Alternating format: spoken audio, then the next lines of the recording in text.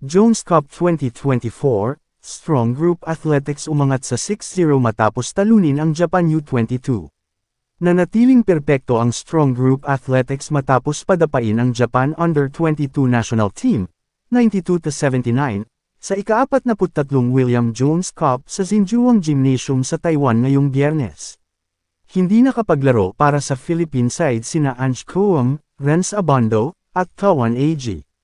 Kailangan naming manalo dito para matiyak ang aming pagkakataon na makapaglaro para sa kampyonato laban sa Chinese Taipei sa linggo, ayon kay Coach Charles Chu sa ilang minuto bago ang kanilang laro.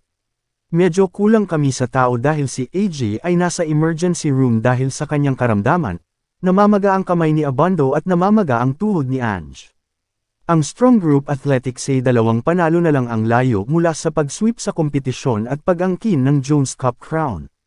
Ang panalo ay nagmula rin isang araw matapos mineg ang koponan ni Chu laban sa Future Sports USA, 112-90.